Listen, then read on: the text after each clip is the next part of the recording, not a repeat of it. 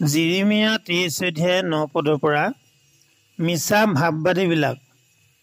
ভাৱবাদীবোৰৰ বিষয়ে মোৰ অন্তৰত মোৰ হৃদয় ভগ্ন হ'ল আৰু মোৰ আটাই হাড়বোৰ কঁপিছে। জিহুৱাৰ কাৰণে আৰু তেওঁৰ পবিত্ৰ বাক্যৰ কাৰণে মই মতলীয়া লোকৰ নিচিনা, এনেকি দ্ৰাক্ষাৰসে পৰাজয় কৰা মানুহৰ নিচিনা হলো। কিয়নো দেশ ব্যভিচাৰী লোকেৰে পৰিপূৰ্ণ, কাৰণ হাওৰ প্ৰভাৱত দেশে শোক কৰিছে। অৰণ্যত থকা চৰণীয়া ঠাইবোৰ শুকাইছে। তেওঁবিলাকৰ গতি মন্দ আৰু তেওঁবিলাকৰ পৰাক্ৰম ন্যায়সংগত নহয়। কিয়নো ভাৱবাদী আৰু পুৰোহিত দুয়ো অপবিত্ৰ। জিহুৱাই কৈছে, মোৰ গৃহতেই মই সিহঁতৰ দুষ্টতা পালোঁ। এইকাৰণে সিহঁতৰ পথ সিহঁতৰ নিমিত্তে অন্ধকাৰত থকা পিছল ঠাইৰ নিচিনা হ'ব। সিহঁতে খেদা খাই তাৰ মাজত পতিত হ'ব। কিয়নো জিহুৱাই কৈছে, মই সিহঁতৰ ওপৰতে অমংগল ঘটাম। এনেকৈ সিহঁতক দণ্ড দিয়া বছৰ উপস্থিত কৰিম। মই চমৰীয়াৰ ভাৱবাদীবোৰৰ মাজত অজ্ঞানতাৰ কাৰ্য দেখিলোঁ। সিহঁতে বালৰ নামেৰে ভাৱবাণী প্ৰচাৰ কৰি মোৰ প্ৰজা ইজৰাইল লোকক ভুলালে। মই জেৰুজালেমৰ ভাৱবাদীবোৰৰ মাজতো নোম শিয়ৰি যোৱা এনে কাৰ্য দেখিলোঁ। সিহঁতে পৰস্ত্ৰীগমন কৰে, মিছাত চলে আৰু সিহঁতে কুকৰ্মীহঁতৰ হাত এনেকৈ সবল কৰে যে সিহঁতৰ কোনেও নিজ দুষ্টতাৰ পৰা নোলতে। সিহঁত সকলোৱে মোৰ আগত চদোমৰ নিচিনা আৰু তাৰ নিবাসীবোৰৰ গমোৰাৰ সদৃশ। এই হেতুকে বাহিনীবিলাকৰ জিহুৱাই সেই ভাৱবাদীবোৰৰ বিষয়ে এই কথা কৈছে, চোৱা, মই সিহঁতক নাক দানা ভোজন কৰাম আৰু বিহ গছৰ ৰস পান কৰাম। কিয়নো জেৰুজালেমৰ ভাৱবাদীবোৰৰ পৰা অপবিত্ৰতা ওলাই গোটেই দেশত বিয়পিল। বাহিনীবিলাকৰ জিহুৱাই এই কথা কৈছে, তোমালোকৰ আগত ভাৱবাণী প্ৰচাৰ কৰোঁতা ভাৱবাদীবোৰৰ বাক্য নুশুনিবা। সিহঁতে তোমালোকক অসাৰতা শিকায় আৰু জিহুৱাৰ মুখৰ পৰা নোহোৱা নিজ নিজ মনত দৰ্শনৰ কথা কয়।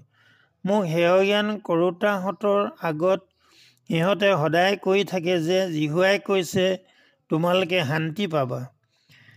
আৰু সিহঁতে নিজ নিজ মনৰ কঠিনতা অনুসাৰে চলোতা আটাইবোৰৰ আগত কয়, তোমালোকলৈ অমংগল নঘটিব।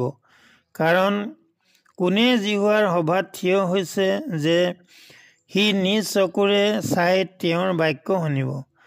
কোনে তেওঁৰ বাক্যত কাণ পাতি তাক শুনিবলৈ পালে?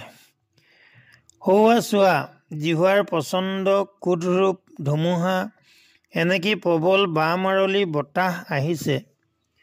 সেয়ে দুষ্টবোৰৰ মূৰত কোবেৰে লাগিব। জিহুৱাই কাৰ্য সমাপ্ত নকৰালৈকে আৰু তেওঁৰ মনৰ অভিপ্ৰায় সিদ্ধ নকৰামানলৈকে তেওঁৰ ক্ৰোধ নাথামিব। তোমালোকে শেষকালত তাক সম্পূৰ্ণকৈ বুজিবা। মই এই ভাৱবাদীবোৰক পঠোৱা নাই, তথাপি সিহঁতে নিজে নিজে লৰিলে। মই সিহঁতক কোৱা নাই, তথাপি সিহঁতে নিজে নিজে ভাৱবাণী প্ৰচাৰ কৰিলে।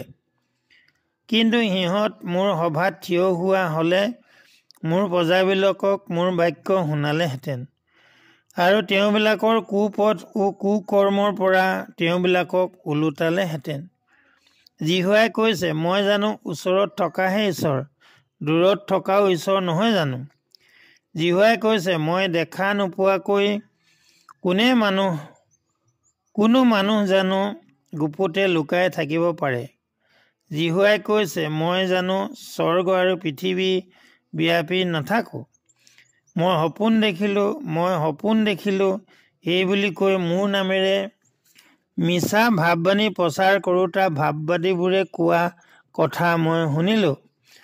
মিছা ভাৱবাণী প্ৰচাৰ কৰোঁতা ভাৱবাদীবোৰৰ এনেকি নিজ নিজ মনৰ কপটতা প্ৰকাশ কৰোঁতা ভাৱবাদীবোৰৰ অন্তৰত এইয়ে কিমান কাল থাকিব? সিহঁতৰ পূৰ্বপুৰুষবোৰে বালত আসক্ত হৈ মোৰ নাম পাহৰা নিচিনাকৈ সিহঁতে নিজ নিজ ওচৰ চুবুৰীয়াৰ আগত কোৱা সপোনৰ দ্বাৰাই মোৰ প্ৰজাবিলাকক মোৰ নাম পাহৰাবলৈ খুজিছে। সপোন দেখা ভাৱবাদীয়ে সপোনৰ কথা কওক, আৰু মোৰ বাক্য পোৱাজনে মোৰ বাক্য বিশ্বাসেৰে কওক। জিহুৱাই কৈছে, ধানৰ মানত খেৰ কি? জিহুৱাই কৈছে, মোৰ বাক্য অগ্নিস্বৰূপ নহয়নে? আৰু শিল টুকুৰা টুকুৰি কৰা হাতুৰি নিচিনা নহয়নে? এই হেতুকে জিহুৱাই কৈছে, চোৱা, নিজ নিজ ওচৰ চুবুৰীয়াৰ পৰা মোৰ বাক্য চুৰ কৰা ভাৱবাদীবোৰৰ মই বিপক্ষে